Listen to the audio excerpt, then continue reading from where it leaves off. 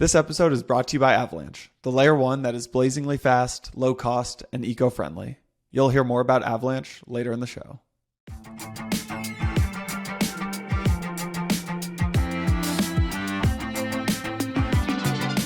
All right, everyone, we are back with another episode of Empire Weekly Roundup. It's Friday morning. We got Santiago. He's out in Barcelona coming at you from the Avalanche conference.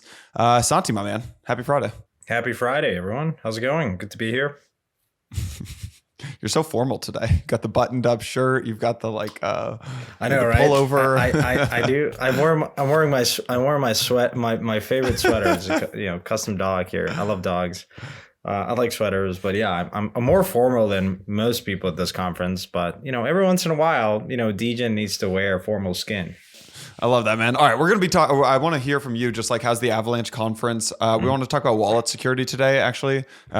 Decently interesting hack with Arthur. Want to talk about Bitcoin being on track to be a reserve currency for stablecoins and DeFi, a whole bunch of good stuff. But actually a bunch of updates really quickly. One is Permissionless. We just locked in a big new speaker from Permissionless. His name is Vlad. He is the CEO of Robinhood. Yes, CEO of Robinhood, co-founder of Robinhood, is going to be speaking at Permissionless. We also locked in Do Kwon. Candidly, I forget if I already updated folks on Do Kwon, but we got Do Kwon coming. We got the CEO of Robinhood coming. We just announced today that we're going to be donating up to $600,000 of profit to the event. So right now we've donated $100,000 in partnership with the Giving Block. We're going to be donating up to $600,000 to Girls Who Code, which is helping. You guys can read the announcement. Go search on Twitter, but really excited to be giving back a lot to the community here. And then the last thing is we locked in a couple big names for the podcast. So if you're not already subscribed, we've got Do Kwon, recording an episode with Do Kwon of Terra next week. If you guys have thoughts on what you want us to ask Do, drop it in the Discord channel. So, all right. And obviously, if you missed it, last thing to call out is Permies. We got these cute little NFTs dropping, 555 unique NFTs. The pre-sale is May 29th, and the public sale is May 31st. To get in the pre-sale, you have to be on the allow list. To get on the allow list, you have to either be in the Discord or subscribe to the newsletter. So if you're already a permissionless ticket holder, then you can get on the allow list. So if you guys have questions about that, just jump in the Discord, ask the questions. So, all right, Santi, got the updates out of the way. Mm-hmm. Avalanche, what's going on? How's Avalanche? What are the big takeaways? Walk me through it. Yeah, the conference is fairly well organized and structured. There's a lot of teams here, many of which are not uniquely building an Avalanche because, for context, it's an EVM compatible chain. And so it allows a lot of teams that have been deployed and built on Ethereum to port over.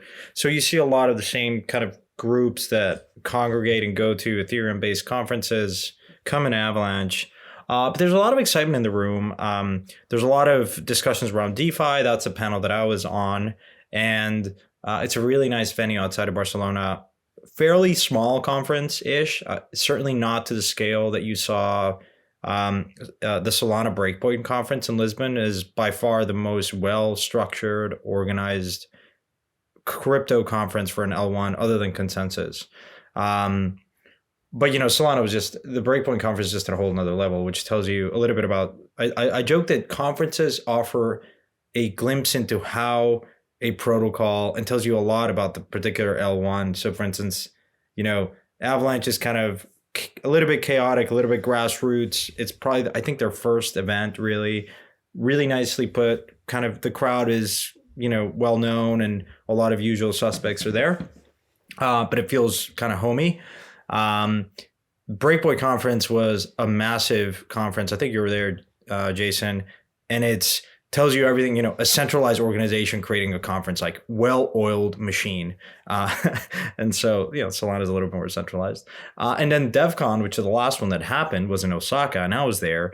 And just for context, this was in a really nice venue, great city of Osaka. There were 2 elevators to get to every single kind of like side speaking event for the entire conference. And so it tells you everything you need to know about Ethereum, which is bottlenecks and scalability problems. Like, are you serious? Two elevators, congestion, right? And so I joke that conferences and the way they're organized tell you a little bit about like the management of these protocols. But that's a recap. My panel was on DeFi, and what really the prompt was, how are we going to get to $1 trillion if we're at 200 today? What's the path towards getting there? We talked a little bit about risk, and there was a lively discussion amongst the panel whether participants within crypto understood the risk and if yields were sustainable. And it was a good discussion. Nice. Keep in mind also, I was in Lisbon at the Solana conference at Breakpoint. That was also like the tippy top of the market. So I think anybody could have hosted a conference at that time, and it would have been a blowout event. I remember I was at the multi-coin event, and I'm sitting next to this like big whale, and he looks at me and he goes, "I'm selling all my Solana tomorrow morning." He goes, "This is the top. This is the toppy top." So honestly, conferences are very dependent on, and just like engagement in crypto is very dependent on where we're at in the market cycle. I have a question for you in terms of the Avalanche conference. You remember at Lisbon, there were all these founders kind of lined up, and the VCs were just throwing money at these different founders, and a lot of the founders were like 22 years old, and everybody was raising it at Breakpoint. Do you still have the same, is there a similar new companies launching type of vibe at Avalanche? Are the founders all these like 22-year-olds like they were for Solana? Are the VCs throwing money at them like they were at Breakpoint? What's the kind of new company scene look like?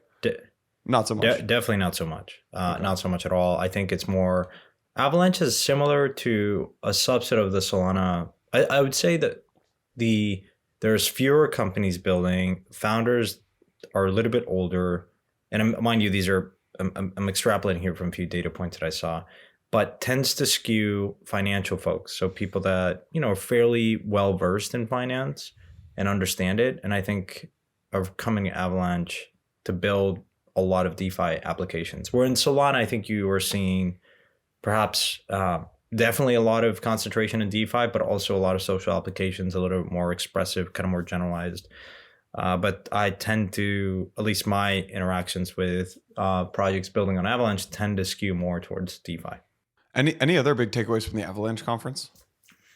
No, not maybe next. I'm still going to be here today. I'm going to a few events tonight, and then maybe some more to report on next week. But for now, nice venue, nice conference. A lot of excitement in the room, but still cautious optimism, I would say. Nice. Not as euphoric as you saw in Breakpoint, for sure. Yeah. All right. Well, let's get into some of the content here. We spoke a couple of weeks ago about wallet security. This week, I felt really bad for him. Arthur Chong, one of the most well-respected DeFi investors. He went from, he's one of the earliest users and investors. I think it's Synthetics, maybe. I actually don't fully know the backstory of Arthur, but Synthetics, Aave, Kyber now runs one of the largest DeFi-focused funds in Asia called Defiance. I think he's like managing. I don't know how much money they have at the fund, but it's like $1 billion or yeah. High level on this art. So basically, Arthur got hacked. A hacker stole $1.7 million worth of NFTs from Arthur, and this was kind of nuts to me because Arthur is one of the most well-respected like DeFi experts, one of the biggest DeFi investors out there. And if someone like Arthur can get hacked, right? The hacker basically sent a spear phishing email to him. They stole 17 Azukis, 5 CloneXs, 33 second shelves, 2 Hedgies, took some Lido, wrapped ETH, looks rare, tokens, DYDX, and basically took about like 1.7 million, right?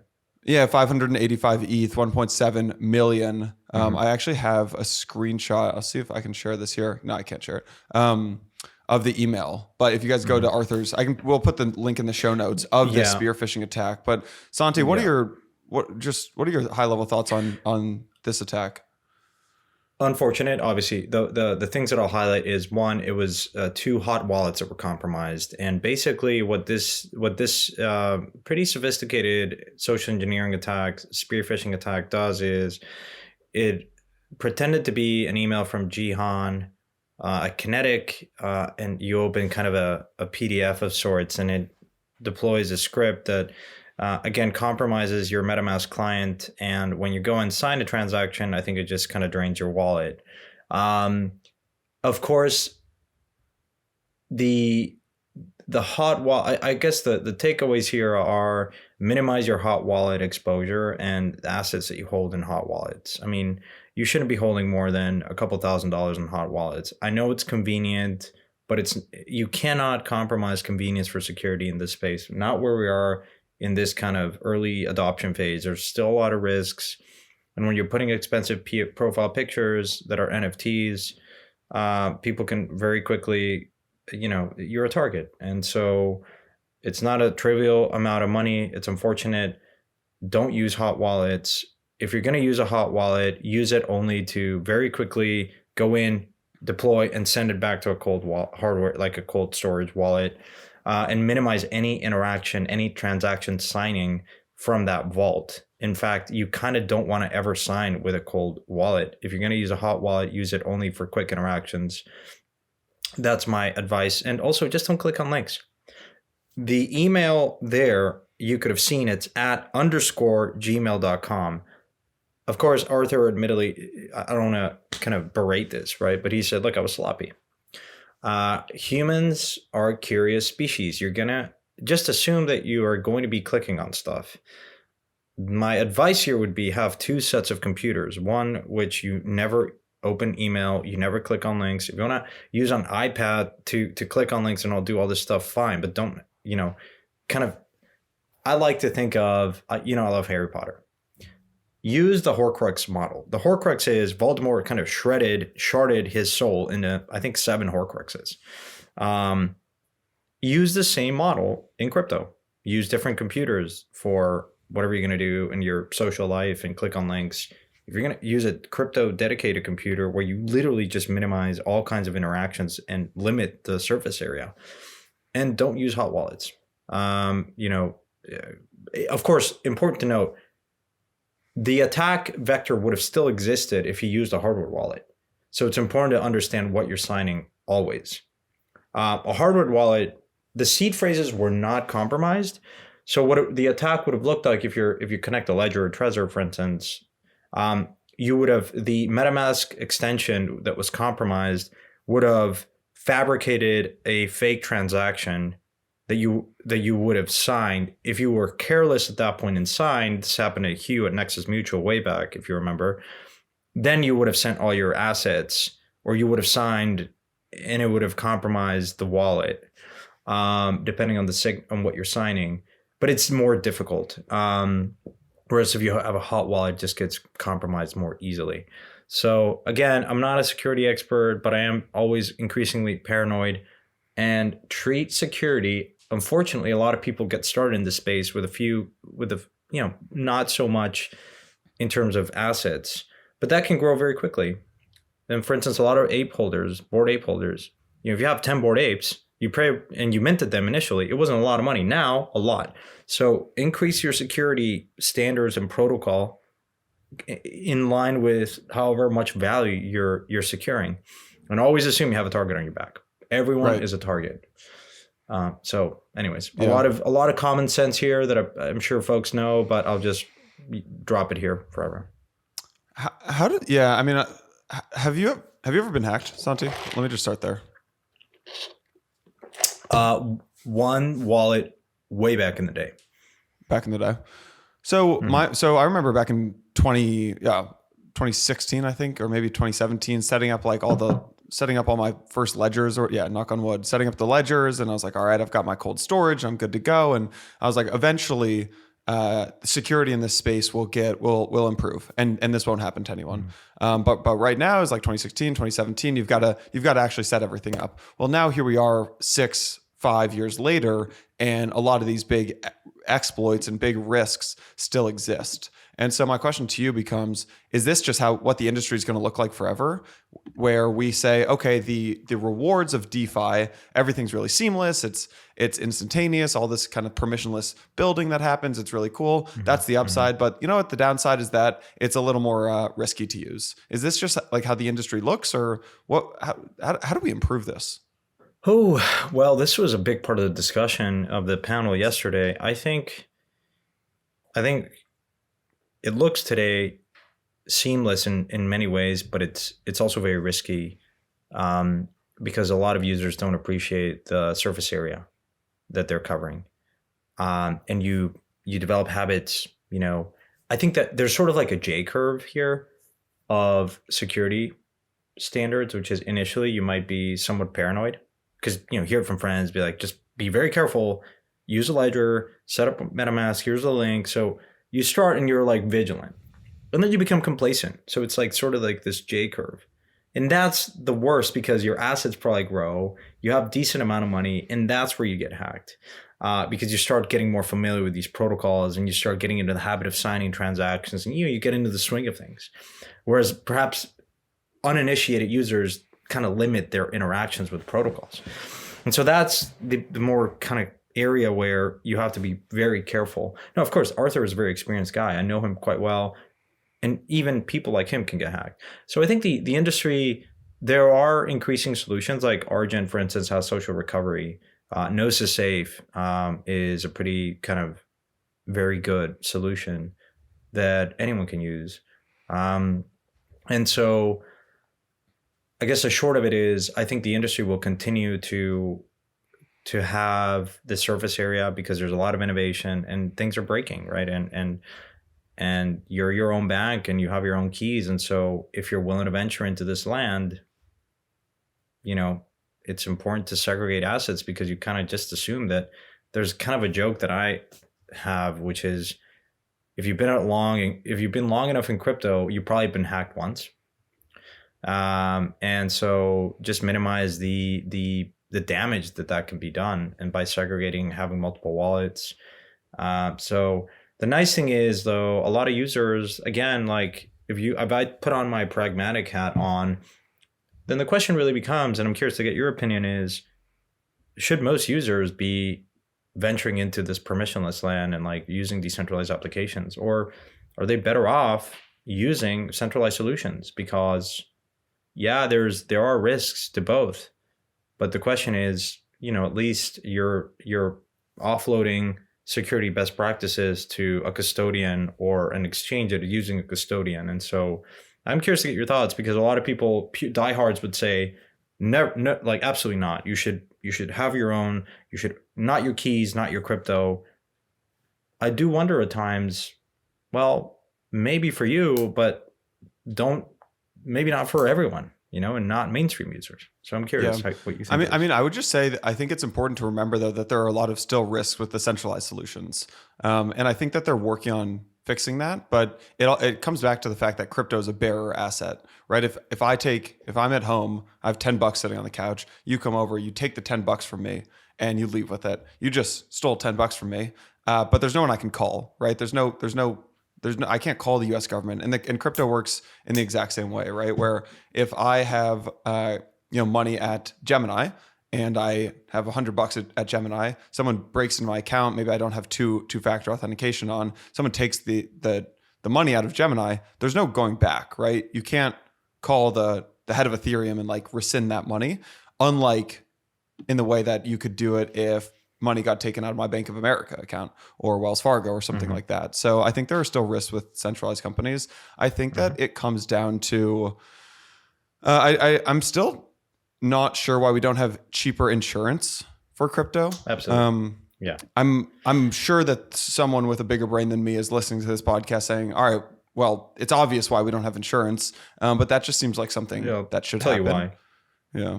Because every person that I've talked to, from Lloyd's to Aon, like insurance carriers, one, they either don't understand this industry, don't want to spend time and energy on it because it has regulatory hair on it, or it's not very scalable, meaning there's not enough capacity, for instance, to underwrite, especially for the riskier protocols.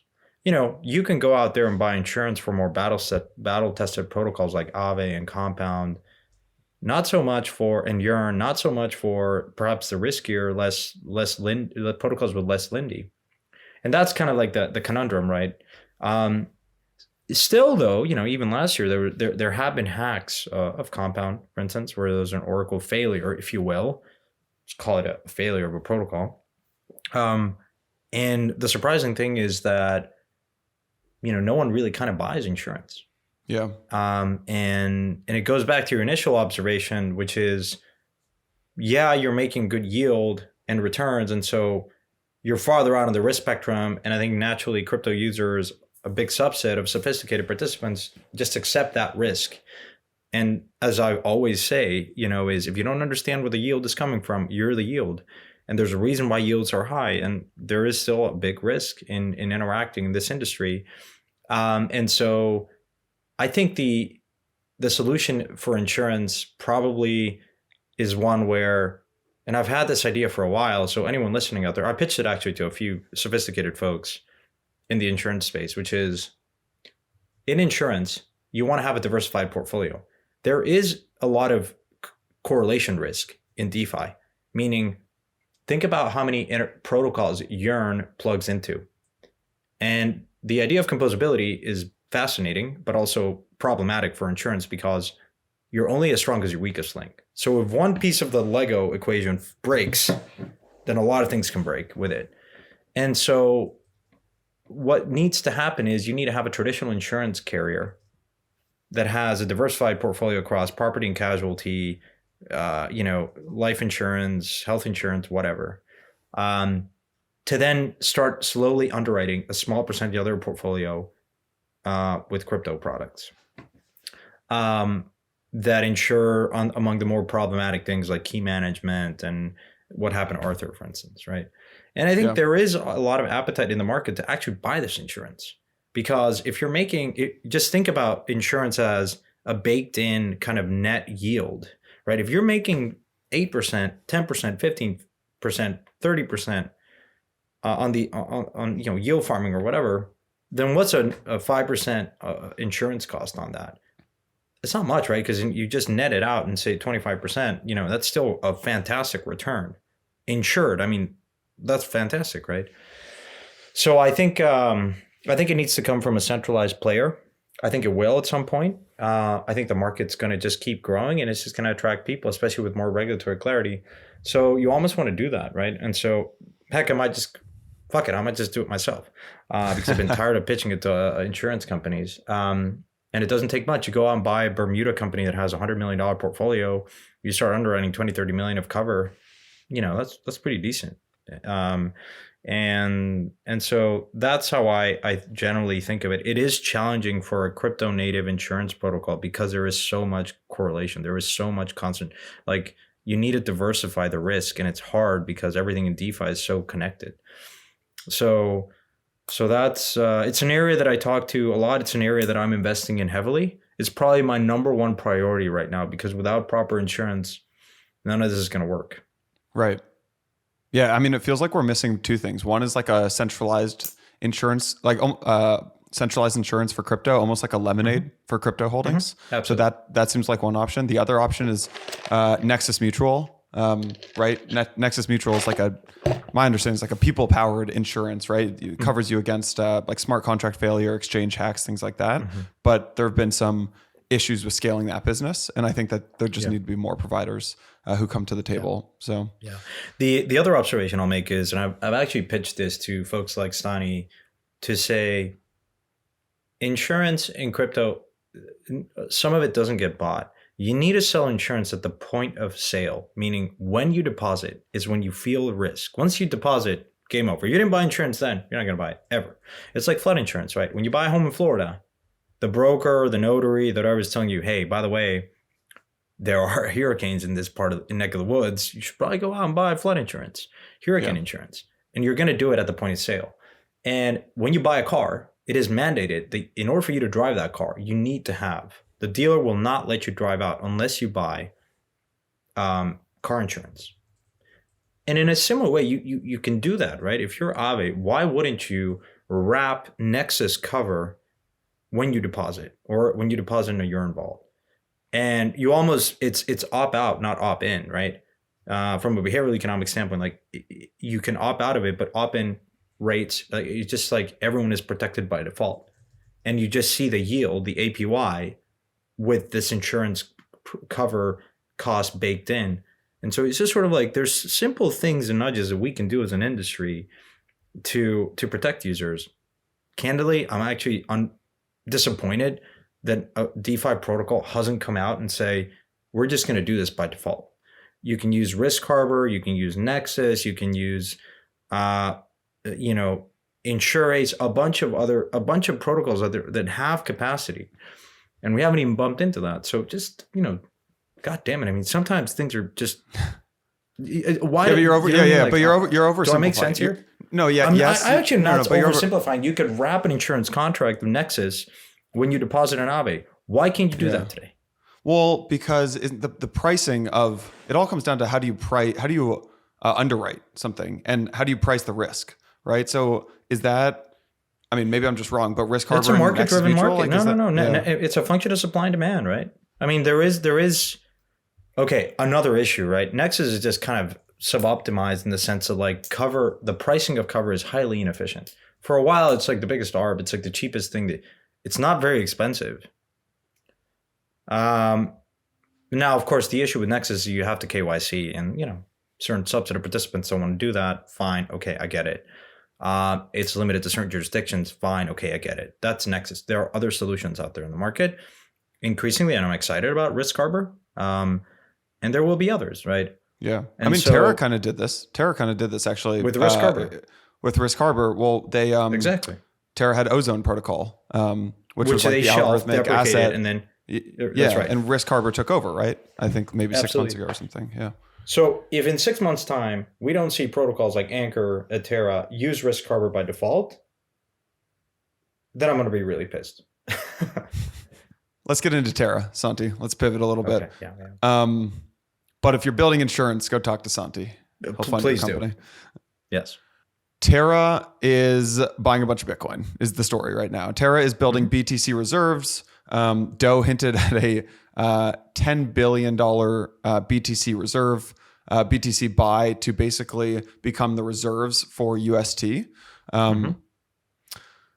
This is very interesting because the thought that comes into my head is like, is Bitcoin on track to become a reserve currency for stablecoins and DeFi, right? So what originally happened when Michael Saylor and then Tesla bought Bitcoin is like, okay, corporates are moving their balance sheets onto Bitcoin. Then it happened with the first nation state with El Salvador. And now what's happening is DeFi protocols or DeFi L1s, excuse me, not DeFi, just L1s are starting to integrate with the Bitcoin network. So you have Terra buying Bitcoin to become a reserve asset for UST, their stablecoin. You also have Avalanche announced, I think yesterday, that the Avalanche Bridge is expanding support for the Bitcoin network. And it kind of ties in with Arthur Hayes. I don't know if you have been reading Arthur Hayes recently, favorite writer out there currently. Yeah, by far. But he wrote this piece that countries with account surpluses are going to move from buying from T-bills to actually Bitcoin due to the risk of seizure. And I think his kind of expansion on this was that as you like someone, if you look at someone like China, right, they have over $1 trillion in USD reserves currently. If you're China and you're seeing what the US just did with Russian reserves, freezing like $300 billion of Russian reserves, well, you're looking at your $1 trillion in USD and you're saying, oh shit, can the US just freeze that? What if I move my reserves into an asset such as Bitcoin? So I think there are two different conversations to have here. One is Bitcoin. It's interesting to see these L1s integrating with the Bitcoin network. The other is Bitcoin on track to become a reserve currency? And this is the question I'd pose to you right now. Is Bitcoin on track to become a reserve currency for other stablecoins and DeFi and other L1s? Yes. I spoke with the Sovereign team yesterday. I'm excited about what they're building. I've been very critical of the Bitcoin community for a while. And even back in 2014, the reason why I became so interested in Ethereum, because I think there has been this rigidity and unwillingness to innovate. And Sovereign comes in and says use to build smart contract functionality on top of Bitcoin. And it's super exciting. And I think about the amount of Bitcoin that hasn't interacted in DeFi, hasn't bridged over, because you have to wrap it, you have to compromise on security, you have to use a bridge, and you can earn yield on your wrapped Bitcoin, but you're either using a centralized solution like BitGo through wrapped Bitcoin, and it's not ideal, or a synthetic kind of version like Synthetic's protocol. So again, I think that's not to say a lot of Bitcoin holders don't want to interact in this decentralized finance economy. But I think, so one, I think it's good to see that there's going to be more functionality for Bitcoin, at least for native holders, but also as it relates to nation states, absolutely. I mean, I think the experiment, what is happening with Russia is a if you're a state like that has issues with the U.S. or may have, I don't want to like become too politicized. I do think that this idea of holding a non-sovereign store of value is super fascinating.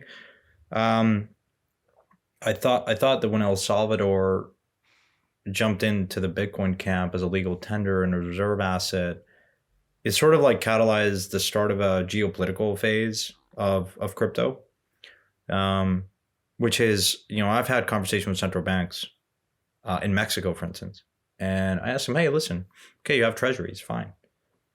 Why not put like 0.1% of your balance sheet on something like Bitcoin? The argument for an institution is no different than a central bank.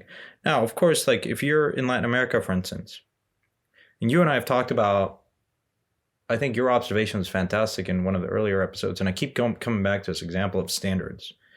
We have the metric system, we have the imperial system, we have a governing body that sets, they're kind of standard like kilometers and miles and Celsius and Kelvin and Fahrenheit. And in many ways, like money is still kind of beholden to a particular state, which does things that is in their best interest, but not so much in the best interest of the rest of the world. Now, the rest of the world uses kind of the best asset, in this case, the dollar. Now, it was the pound at one point, and it was another currency at another point. But the dollar is this global kind of reserve asset, but it is at the whim of whatever monetary policy the U.S. decides to do, and it can wreak havoc across the rest of the world and affect foreign direct investments and imports and exports and all this stuff. And like, it's not crazy to think that like in our lifetime, people are going to say, wow, like look back and say, well, it sort of kind of made sense to have like a neutral reserve asset that has a very predictable monetary policy that is not controlled and governed by anyone. And it acts as a settlement layer for everything. Like, why wouldn't you? It's not to say that it's going to defeat fiat, but I do think that, and Arthur kind of pointed this in his article, which I think is fantastic. We should link it in the episode notes, which is, I have a view in how many countries are going to adopt Bitcoin, at least as a reserve asset in their balance sheet, and that percentage growing pretty meaningfully. And so, yeah, I mean, I think you look at that, and this is part of the reason why I jumped back on the Bitcoin wagon a few months ago. All right, friends, quick break to share some exciting gaming updates from Avalanche, one of the leading L1s. Long story short, gaming on Avalanche is taking off right now.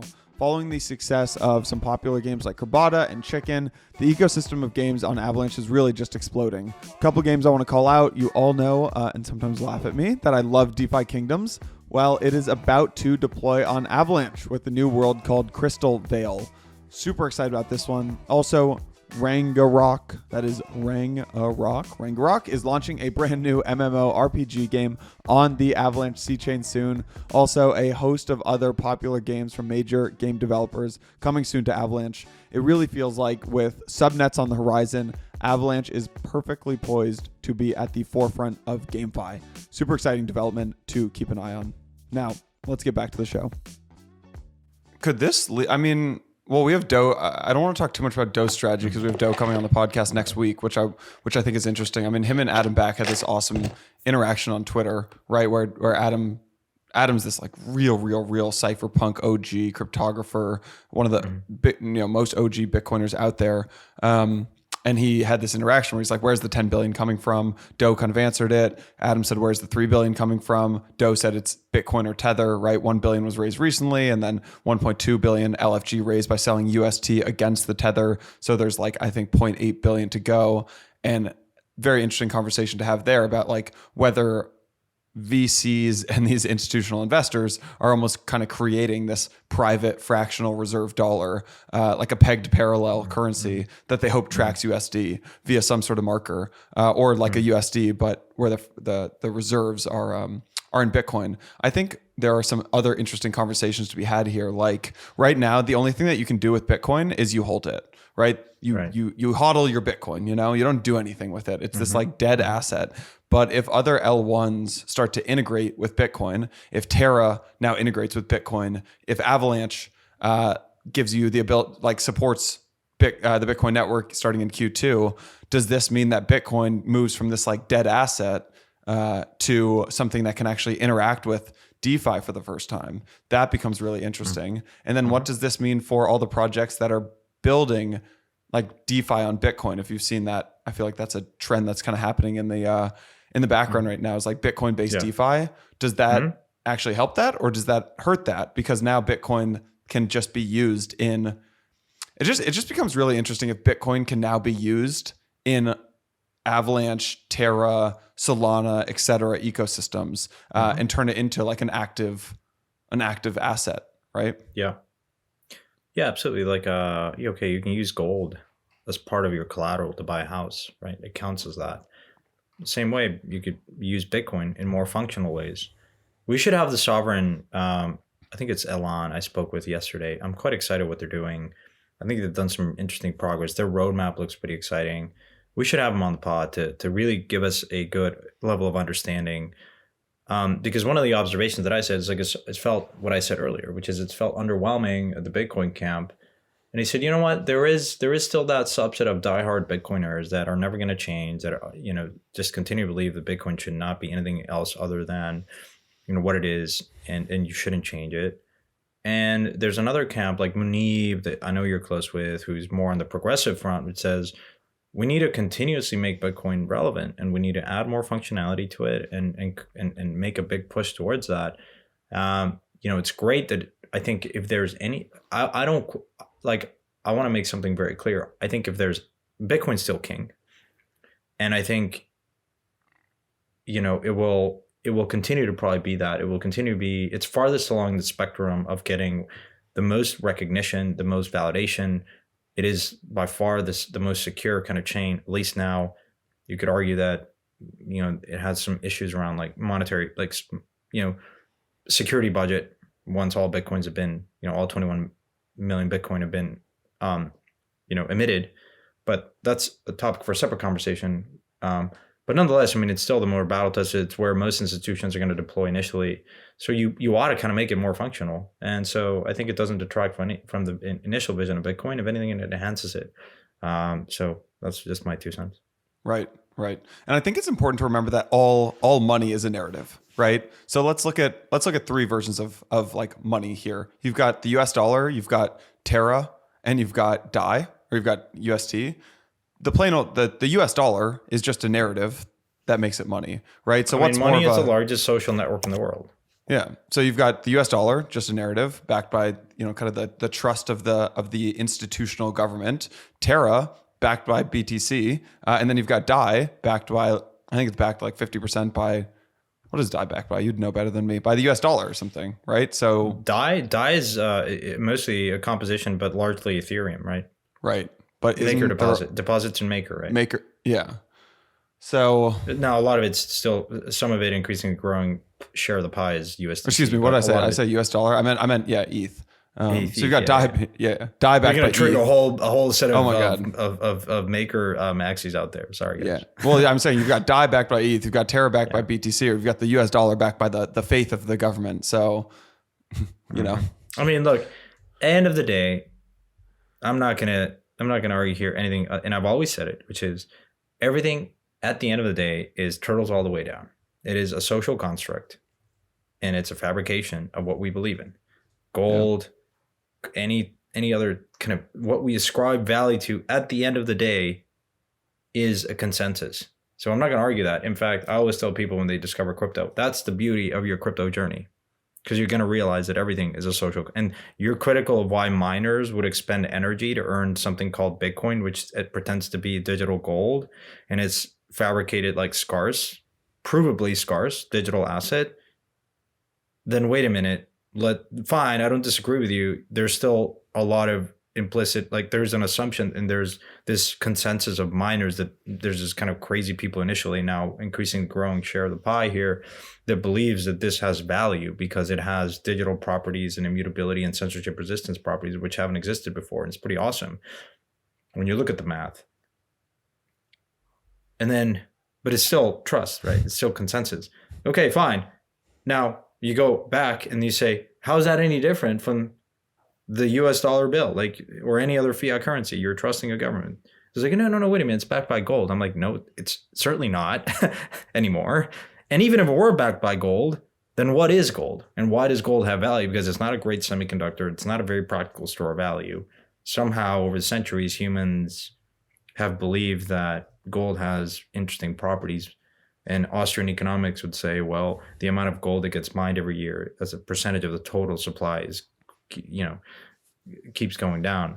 But then there's crazy people that say, well, asteroid mining, we might find an asteroid out there that has like 100 times more the gold reserves. Like, what happens there? This happened to rye blocks. Like, again, so anyways, like you go down the spiral, which we're not going to go. I'm just going to cut it there. I'm just going to turtles all the way down, baby. Turtles all the way down. Turtles all the way down. All right, equity versus token value.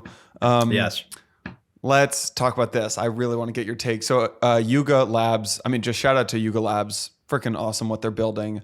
And I want to preface everything that I say now because I love Yuga Labs. I love what they're doing. I am just kind of, I want to question the model for a second. Where's the but? I want to question the model of what Yuga Labs is doing and what other folks in crypto are doing right now, which is double dipping.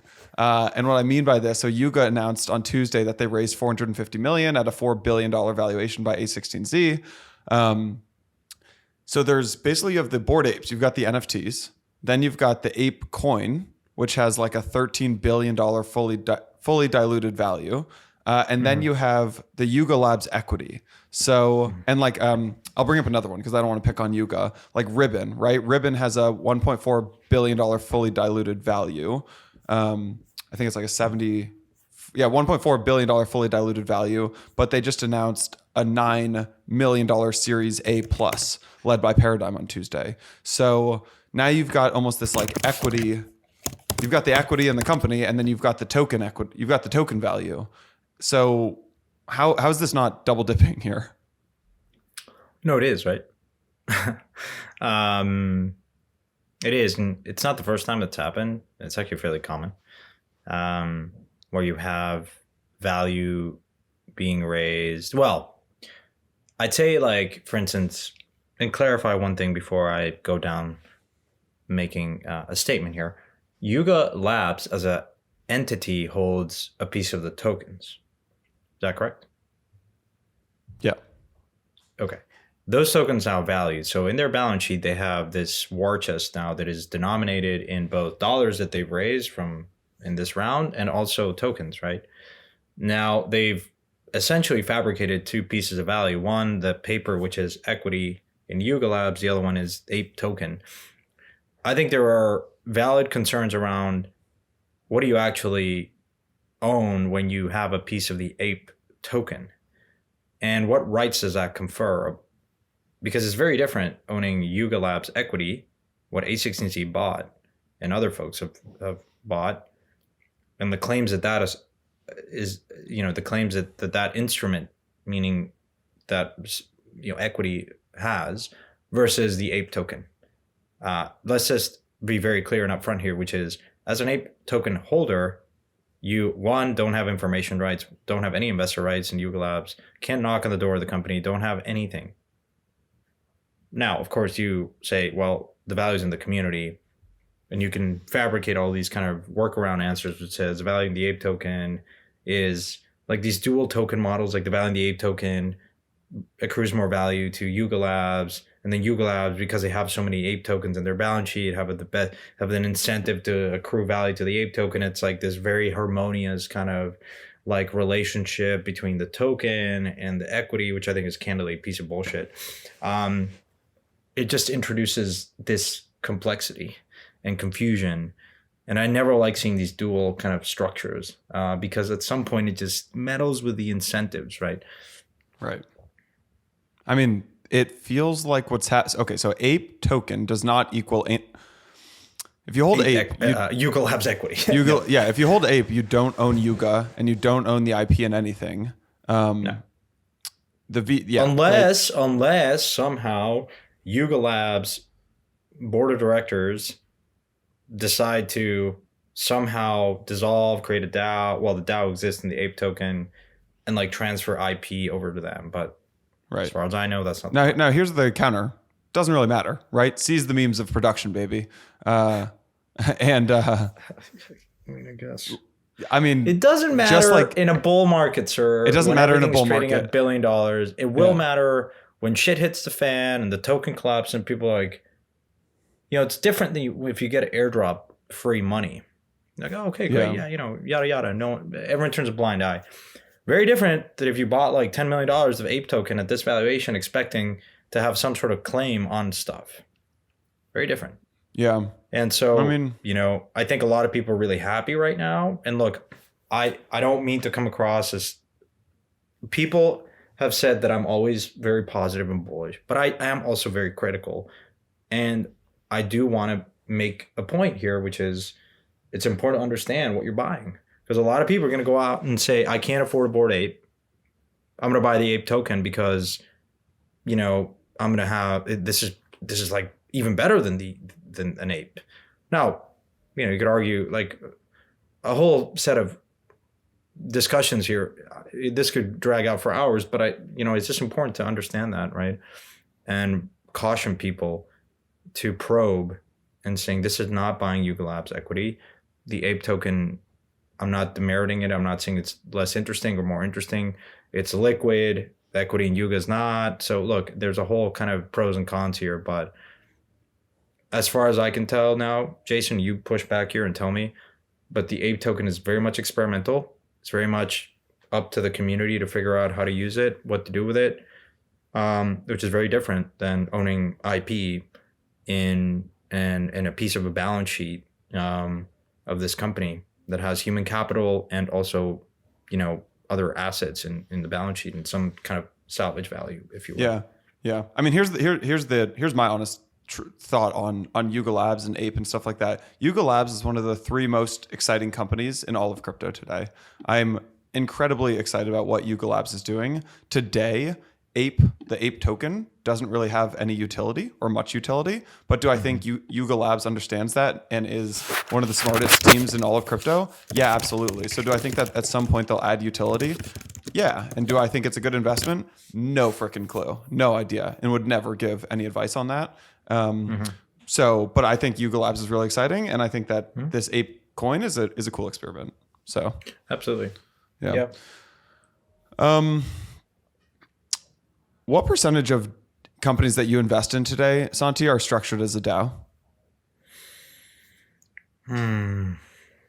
Well, a lot, I'd say, because, I'd say 10 to 15%, with a growing share of newer projects being DAO first.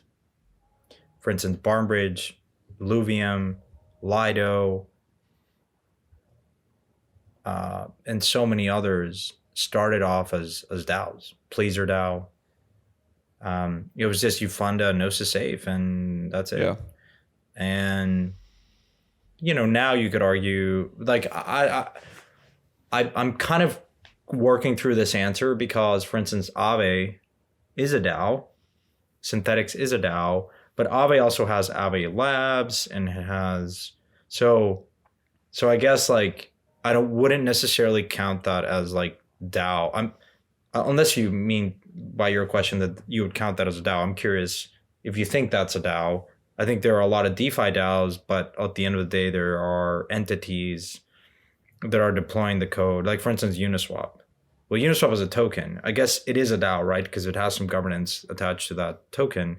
But there's Universal Navigation, which is the entity behind that, which is deploying the code for Uni V2 and you know what I mean? Like, and so, right. I don't know. I think there is a trend to go DAO first and just embed a token. and do everything on chain. But I don't think it's maybe maybe 10-20% of new companies that I look up. Yeah, I've invested in a bunch of companies that are SAFTs, right? So you've got basically you've got a SAFT with a, so you're investing in this in the like a safe in the with token. warrants. Yeah, exactly, in the token, but they don't have the token yet. So you do the pre-token launch, you invest in the SAFT.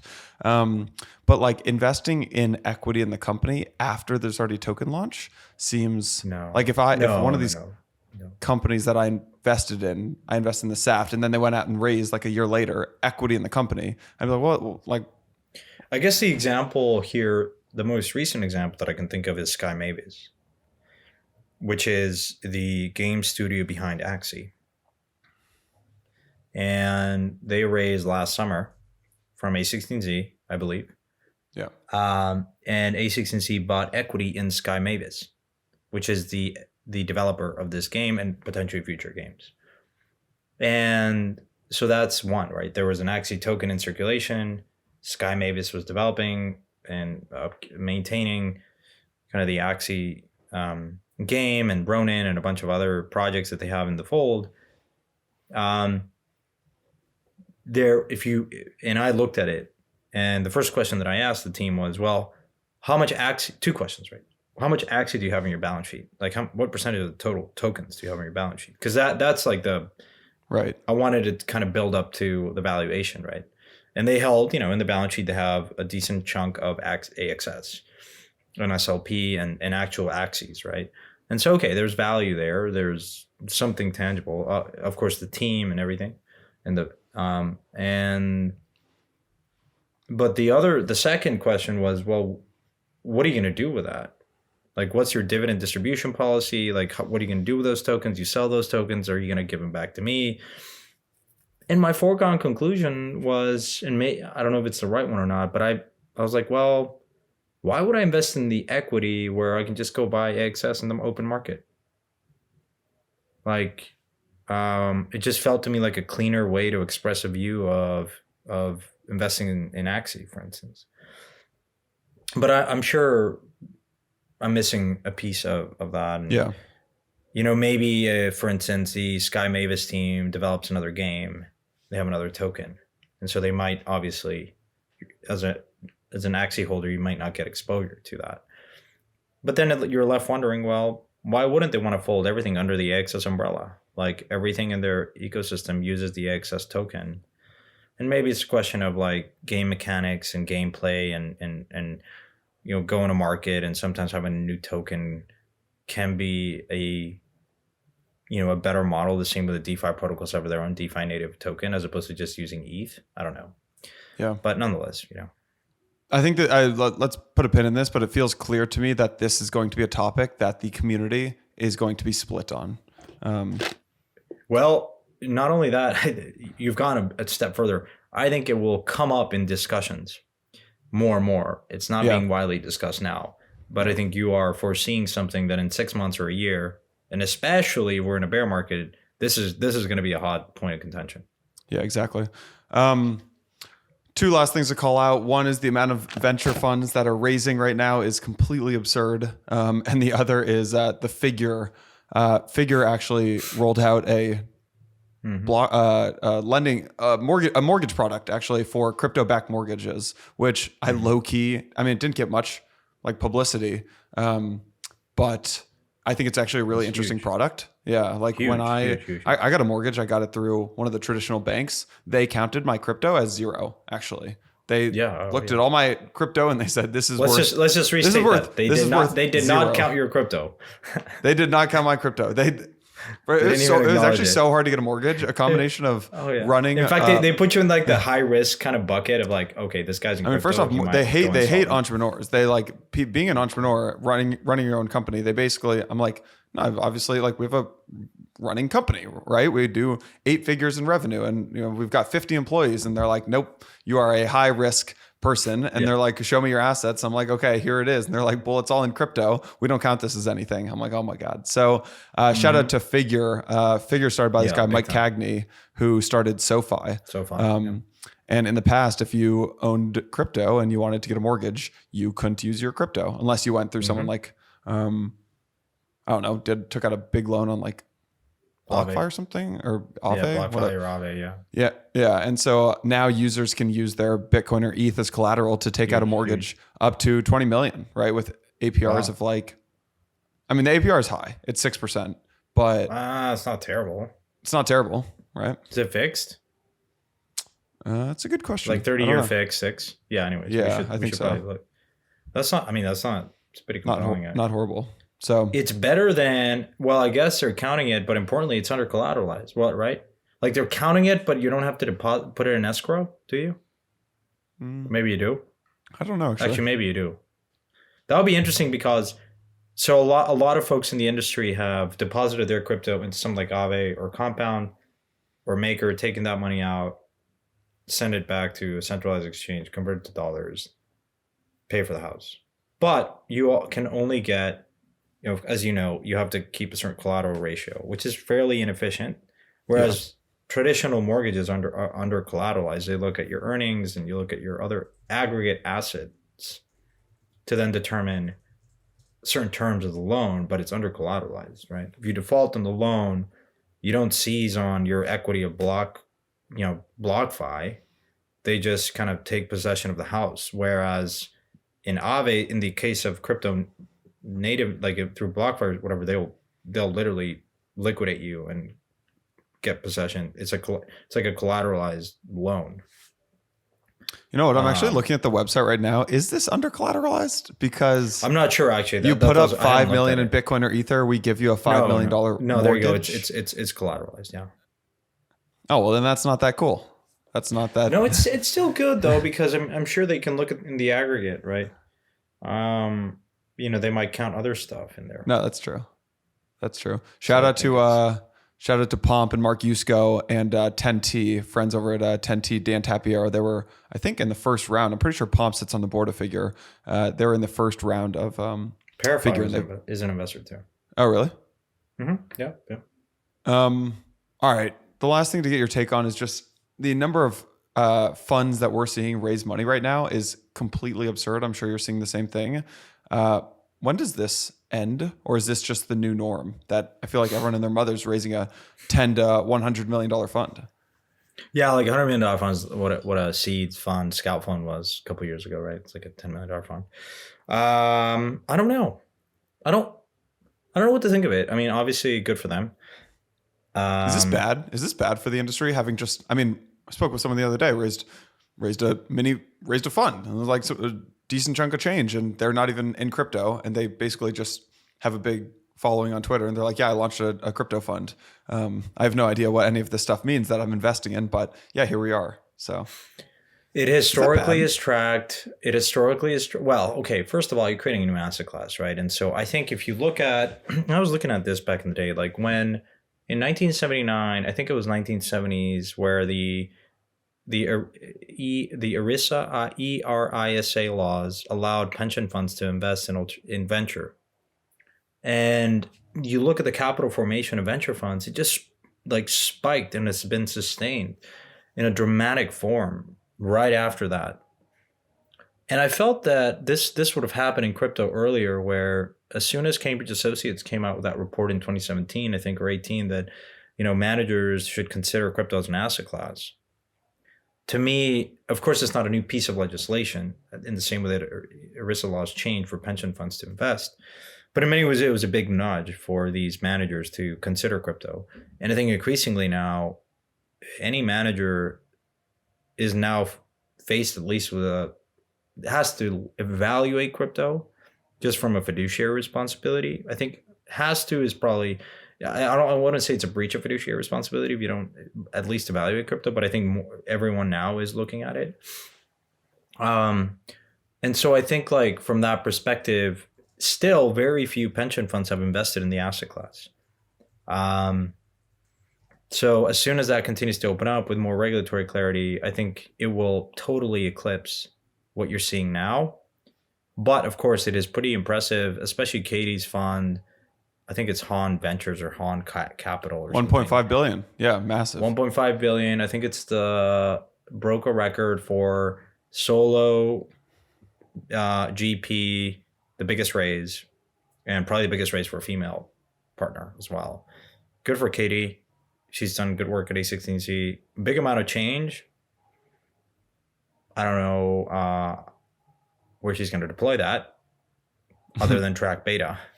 But I think it was broken up into 2 vehicles, one for early stage stuff and another for, more liquid kind of.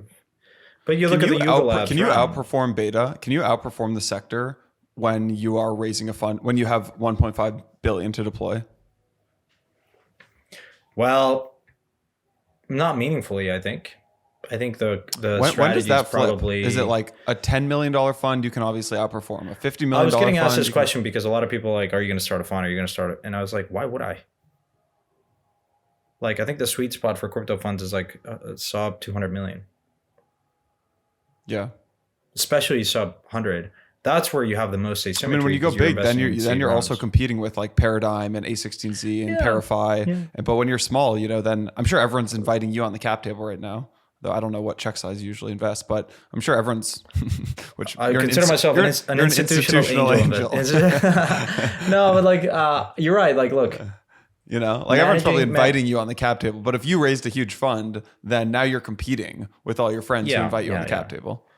Which is fine. Like, I think the biggest, I'm a biased because I love early stage stuff. And I think that's where the most exciting, highest asymmetry bets in the industry happen, or even early stage liquid, like tokens that are recently launched. It is harder, of course, to deploy 500 to $1 billion and meaningfully outperform ETH, especially if you start layering in these kind of amorpha is difficult to quantify, but still Sharpe ratio is Sortino ratio, which is what you could do is say you buy $1 billion of ETH. You can go out there and do that. You can buy $1 billion of Bitcoin and ETH and Solana, like top 10 market cap. You could deploy, right? Not move the market as much. And then with that, swap some into early stage stuff that can have a lot of asymmetry. It takes 1 or 2 to really break out. But at the end of the day, is it going to really move the needle for that incremental level of risk and illiquidity? Unclear, right? But these are things that you can outperform. And I think a lot of folks are saying, look, I'm just going to pay a manager to, like, there's a reason why Grayscale had a premium, right? Because people don't want to touch crypto, don't want to touch tokens, don't want to deal with custody. They much rather outsource all of the sourcing, execution, security, everything to a manager full time. And then say, look, if I get Bitcoin or ETH, great. It's just plus option value to do a little bit better. Yep. And they're willing to accept that. Yeah. All right. Last thing. ETH is up 12% on the week, 11% on the week. We crossed 3,000. As Mike put it to me earlier today, maybe the merge is the new happening. What is our episode in early February? You said that you were back in Bitcoin. What does your portfolio look like right now? Late March, we've got the merge coming up. What does your portfolio look like as we've got this kind of impending merge? I'm very constructive on ETH. I didn't think EIP 1559 was priced in. I didn't think the halvenings are priced in, even though they're widely known, like programmed. And I think the merge is, I don't think a lot of market participants appreciate, one, that it's closer, and two, the impact that it will have. And this was a prediction that I had earlier on, a prediction for the year. I said the merge is going to happen in Q2, sometime in the summer. And I think we're closer to that. I think that to act like that happening. And, it lends a lot of credibility back to Ethereum as a fully transition to proof of stake. So I think, it's not going to solve gas prices. That's L2s, which are also, an area that is growing and exciting. But I think, as always, ETH goes out of favor, and it has been to some extent. Now my portfolio is mostly liquid. It always is mostly liquid. Like I just love venture. I love early stage stuff. I love connecting with founders. That's why I come to conferences, and I'm super active on that front. Extremely active, probably more busy than I have ever been, because I'm seeing, one, the number of verticals and the things that you can invest in. It's not just infrastructure. layers of the stack and then the different kind of verticals. Consumer, like NFT is much different than DeFi, but you can invest in that in gaming. And so that's very exciting. And the caliber of people, I was just telling you offhand, you know this, but like I've just, seeing like very successful Web2 founders in the gaming space come in and build from the most recognizable names in the industry. Like, to me, I see that and I get very fired up. And so for that reason, as Bill Tai said this in an episode, which is where I feel most comfortable is not where you as an investor, whoever's listening, should construct their portfolio. I always have felt more comfortable investing in early stage stuff. I feel like that's my edge, connecting with founders and investing in things that really passionate teams that are going to build kind of a lot of the problems that we think we're seeing in crypto. There's 10 teams trying to solve that problem. We'll go try to find that. And so that's where I felt, I don't mind the liquidity because I think that has the highest asymmetry. And if it doesn't work out, it doesn't take, not all of them are going to work out, but I'm fine with that. It takes one or two, to really break out. What's going on tonight? Avalanche conference? Yeah, big parties? A bunch of events. I don't know. There's a few events out there. There's like 10 or so. And so I don't know if I'll go to a few or none. But I'm here to catch up with a few folks that I haven't seen in a while. Steiny's out here and a bunch of other folks are here. So I'm going to try to make it out to one or two. Just say hi to folks. Have people taken over the like Shokus and Opiums of the world? You know your way around Barcelona, sir. I will say that. Why you're not here? I spent a month in Barcelona, actually. I love Barcelona. I spent too much time at those like beach bars and beach clubs. I remember in high school graduation, I came here on a shoestring budget. I went to Opium, which is a bar or a nightclub, and Pasha and a bunch of others. But Barcelona is lively. It's like San Francisco. It's like hilly. It has different weathers. Yeah. It's kind of like San Francisco. Hipster. Yeah, it's good vibes. Yeah. I remember Razzmatazz. I don't know if that place is still around. Yeah. Sure. Keep that spirit for permissionless, and I will do this. Everyone. Oh, who we just locked in for permissionless, Santi, is Blau. We've got a huge party the last night of permissionless, and Blau is going to play this awesome 90-minute set. So super excited about that. Well, listen, everyone, if you at this point you're having concerns and doubts about coming to permissionless, let's just put it this way. I haven't been in the US since it's over a year and a half. I'm coming back for permissionless. That's all you need to say. That's all I need to say. God bless. Right. God bless. All right, Santi. Cool, man. Well, have a great day. Have a great night at Avalanche. And everyone, thanks for listening. Hit that button, hit the subscribe, leave us a review, and we'll see you next week. All right, gents. Take care. Thanks for listening. See ya.